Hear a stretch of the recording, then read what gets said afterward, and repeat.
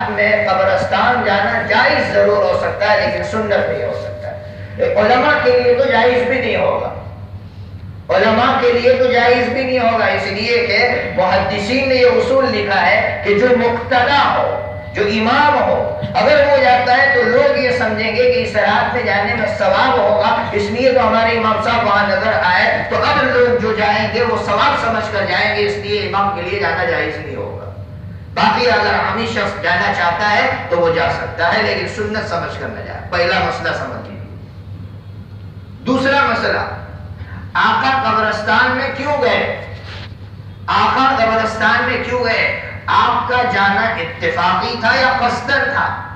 علماء کی جماعت یہ کہہ رہی ہے کہ آقا قبرستان میں اس لیے گئے صرف کہ آقا اپنا دل ٹوٹا ہوا رب کے دربار میں پیش کرنا چاہتے تھے کہ آج کے رات میں جب میرا رب متوجہ ہو رہا ہے اور خصوصی توجہ فرما رہا ہے تو میں اپنے رب کے حضور اس طرح اپنے آپ کو پیش کروں کہ میرا دل ٹوٹا ہوا ہو اور میں اپنے رب کے سامنے رو رہا ہوں۔ ایسی کیفیت آپ آقا چاہتے تھے، ایسی کیفیت آقا نے یہ محسوس کیا کہ یہ کیفیت قبرستان میں قبروں کو دیکھ کر ہی محسوس، چونکہ موت کا منظر سامنے آ جاتا ہے۔ انسان جب قبرستان میں جاتا ہے تو موت کی یاد تازہ ہو جاتی ہے، اسے بھی یاد آ جاتا ہے مجھے بھی مرنا ہے، مجھے بھی مرنا ہے، تو آج میں اپنے رب کے ساتھ معافی مانگ لوں، پورا معاملہ صاف کر دوں۔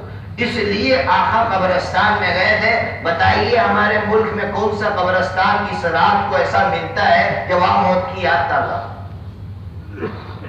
اگر آپ کو مل جائے تو آپ مجھے ایڈریس دیجیے۔ کوئی قبرستان ایسا نہیں ملتا کہ وہاں موت کی یاد تازہ ہو۔ وہاں تو لوگوں کے اجتماعات، وہ کہاں یکسوئی نصیب ہوگی اسے۔ اس لیے آج کی رات میں آپ کو کیا کرنا ہے؟ اب حدیث کی روشنی میں آپ کو بتلا رہا ہوں، آپ اپنے گھر چلے جائیے، آپ اپنے گھر چلے جائیے، راستوں پر نہیں، آپ اپنے گھر چلے جائیے، آپ اپنا ایک بیڈ روم تجویز کیجئے جہاں کوئی نہ ہو، اگر ہو تو آپ کی بیوی ہو، آپ اکیلے ہو، اور آپ رب کے ساتھ معاملے کی صفائی میں لگ جائیے اور آپ روئیے دھوئیے، جو معاملہ صاف کرنا چاہتے ہیں آپ صاف کریں۔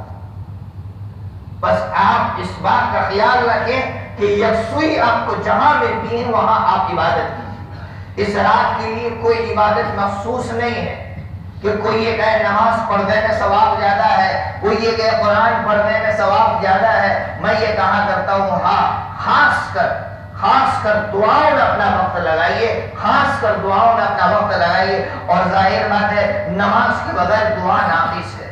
حدیث پاک ترمذی شریف کی حدیث ہے کہ انسان صرف دعا مانگتا ہے، اس سے پہلے نماز نہیں پڑھتا تو اس کی دعا ناقص ہے، اور اگر صرف نماز پڑھتا ہے دعا نہیں مانگتا تو اس کی نماز ناقص ہے۔ اس لیے آپ اپنے گھر پر جا کر 2 رکعت پڑھ سکتے، 2 رکعت پڑھیے اور پھر آپ دعاؤں میں مشغول ہو جائیے، رب کے ساتھ معافی میں مشغول ہو جائیے، رب سے جو ہے مغفرت طلب کیجیے۔ پھر دیکھیے رمضان کا جو مبارک مہینہ آ رہا ہے، اس مبارک مہینے میں آپ کے شیشے بالکل صاف ہوں گے، رب کی رحمتیں آپ کی طرف متوجہ ہوں گی۔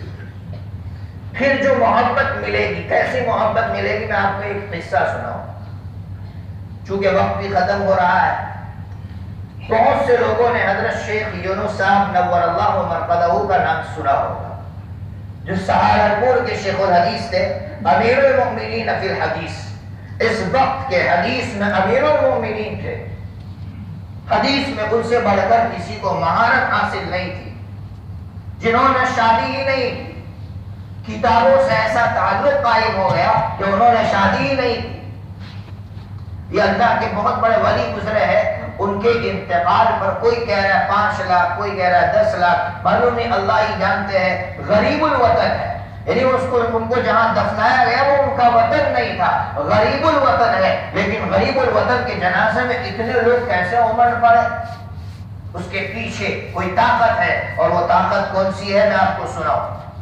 حضرت کو جب ہارٹ کی تکلیف ہوئی تو آپ ڈاکٹر کے پاس تشریف لے گئے۔ ڈاکٹر نے یہ کہا کئی دنوں تک آپ سجدہ نہیں کر سکتے، کچھ دنوں تک آپ کو رکنا پڑے گا۔ حضرت ایسے مغموم ہو گئے، اس وقت کچھ جواب نہیں دیا۔ حضرت کے خادم خاص حضرت مولانا جابر صاحب پالن پوری دعوت برکاتوں جو اس وقت کھروڑ میں پڑھاتے ہیں، وہ لکھتے ہیں حضرت کی سوانے میں، فرماتے ہیں کہ حضرت کے ساتھ میں تھا، حضرت اپنے حجرے میں تشریف لائے اور تشریف لانے کے بعد اچانک زمین پر گر پڑے اور ایسی زور سے چیخ ماری کہ اے میرے رب، مجھ سے کیا غلطی ہو گئی کہ تو نے مجھ سے سجدہ چھین لیا۔ فرماتے ہیں کہ حضرت کا یہ چیخ مارنا تھا کہ جو تکلیف تھی وہ ختم ہو گئی، معلوم نہیں اس کے بعد حضرت نے ایک بھی سجدہ نہیں چھوڑا۔ ڈاکٹروں نے کہا تھا آپ کو ایک بھی سجدہ نہیں کرنا ہے کئی دنوں تک، لیکن وہ فرماتے حضرت کے خادم خار کہ میں نے خود اپنی آنکھوں سے دیکھا کہ حضرت نے ایک سجدہ نہیں چھوڑا۔ ایک رب کے ساتھ کیسی محبت ہے کہ جب ڈاکٹر نے یہ کہہ دیا کہ آپ سجدہ نہیں کر سکتے ہیں تو کیسا رشتہ ہوگا رب کے ساتھ کہ چیخ مار کر میرے رب سے یہ کہہ رہے کہ میرے رب، مجھ سے کیا غلطی ہو گئی کہ تو نے مجھ سے سجدہ چھین لیا۔ ہمیں تو اور رونا چاہیے کہ میرے اللہ، مجھ سے کیا غلطی ہو گئی کہ تو نے مجھ سے ایک نہیں ہزاروں سجدے چھین لیے، کہ تیرے دربار میں آ کر میں اپنی پریشانی نہیں دیکھ سکتا ہوں۔ اور زیادہ معافی مانگنی چاہیے رب کے ساتھ۔ اس لیے ان کو تمام نے محدث ربانی کہا۔ محدث ربانی کا مطلب آپ نہیں سمجھیں گے، ربانی وہ عالم، وہ محدث جس کا رب کے ساتھ خصوصی تعلق ہو۔ اب ان کے تو ہزاروں واقعات ہیں، میں واقعات سنانے تو نہیں آیا، لیکن آپ کو واقعات سناؤ تو پتا چلے گا کہ اس وقت بھی ایسی ہستیاں تھی، ہمارے اس دور میں بھی ایسے علماء تھے، ایسے محدثین تھے کہ اللہ تعالیٰ کا ان کے ساتھ خاص تعلق تھا۔ اس لیے میرے بھائیوں، اپنے رب کے ساتھ خاص تعلق پیدا کرنے کی ضرورت ہے۔ ہم لوگ دکانوں کے پیچھے بہت دوڑ رہے ہیں، مال و دولت کے پیچھے بہت دوڑ رہے ہیں، ہمیں اپنی زندگیوں میں توبہ کرنے کی ضرورت ہے کہ اب میں آخرت کی طرف دوڑوں گا، پچھلی زندگی میں جو کچھ بھی ہوا میں اس کو بھولتا ہوں۔ اللہ تبارک و تعالیٰ عمل کی توفیق عطا فرمائے۔ وآخر دعوانا ان الحمدللہ رب العالمین۔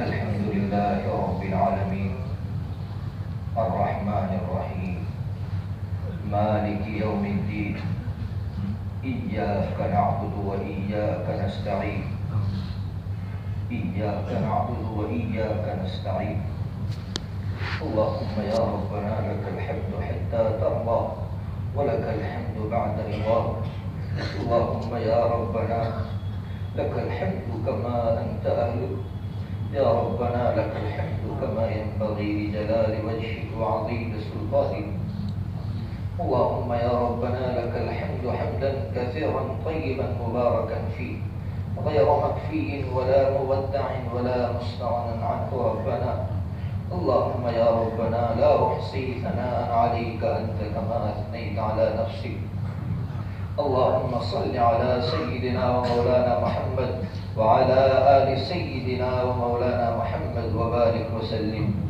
اللهم يا ربنا كل يوم أنت في شأن تهدي من تشاء وتضل من تشاء اے میرے پیارے رب جی، آپ ہر دن ایک شان میں ہوتے ہیں، آپ ہر گھڑی ایک شان میں ہوتے ہیں، آپ جسے چاہتے ہیں ہدایت عطا فرماتے ہیں، آپ جسے چاہتے ہیں گمراہ کر دیتے ہیں۔ اے میرے پیارے اللہ جی، آپ جسے چاہتے ہیں عزت عطا فرماتے ہیں، آپ جسے چاہتے ہیں قعر مذلت میں گرا کر پھینک دیتے ہیں۔ اے میرے اللہ آپ دن میں سے رات، رات میں سے دن نکال کر دکھاتے ہیں۔ اللہ آپ مردہ میں سے زندہ، زندہ میں سے مردہ نکال کر دکھاتے ہیں۔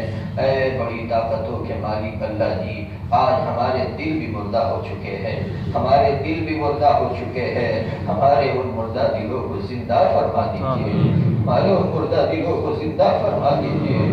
اللہ اے پیارے اللہ، ہم بڑے مجرم ہیں، ہم اپنی پچھلی زندگیوں میں غور کرتے ہیں کہ اللہ بس جرائم ہی جرائم نظر آتے ہیں، गुनाह ही गुनाह नजर आते हैं अल्लाह। और जब आपकी नेमतों की तरफ देखते हैं अल्लाह अल्लाह शर्म आती है कि आपने कितनी बड़ी बड़ी नेमतें अता फरमाई। सबसे बड़ी नेमत ईमान अता फरमाया। अल्लाह हम अपने बचपन को देखते हैं कि बचपन में हमारे साथ बहुत से गैर मुस्लिम भाई भी थे। आज मालूम नहीं वो कहाँ कहाँ अपनी पेशानियां टेक रहे हैं। अल्लाह एक अपने हाथों से बनाई हुई चीजों के सामने झुक रहे हैं, लेकिन आपका कितना बड़ा इनाम हुआ कि आपने हमें अपने सामने झुकने की तौफीक अता फरमाई। ऐ मैं तो प्यारे अल्लाह, इसी नेमत में अगर हम जिंदगी का एक एक लम्हा आपके लिए कुर्बान कर दे तब भी इस नेमत का हम अदा न कर सकते। अल्लाह आपने तो इससे बढ़कर कई नेमतें हमें अता फरमाई।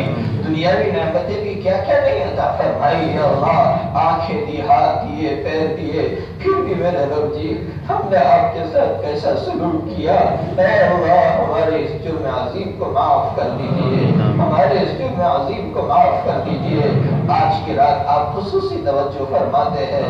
ऐ अल्लाह आज की रात में जो काम हमें करने चाहिए उन कामों को करने की तौफीक अता फरमा, और जिन कामों से हमें बचना चाहिए उन कामों से बचने की तौफीक अता फरमा।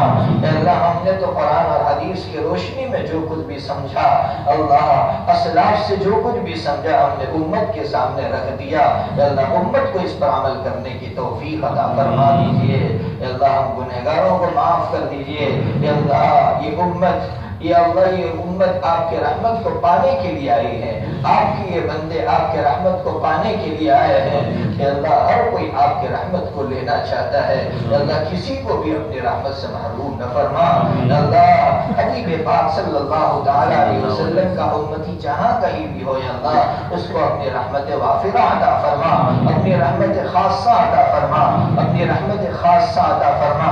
अल्लाह हमारे दिलों को मुज़य्यन फरमा, हमारे दिलों को साफ फरमा, हमारे दिलों को साफ फरमा।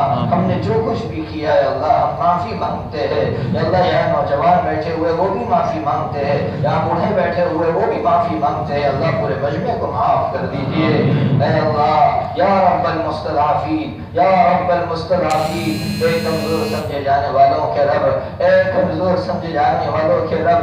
अल्लाह हबीब पाक सल्लल्लाहु तआला अलैहि वसल्लम ने इन लफ्जों में दुआ फरमाई थी और ये जुमला कहा था, इल्लम यकुन बिका अलैया गज़ब फला उबाली। ऐ मेरे रब अगर आप मुझसे नाराज नहीं है तो मुझे कोई परवाह नहीं है।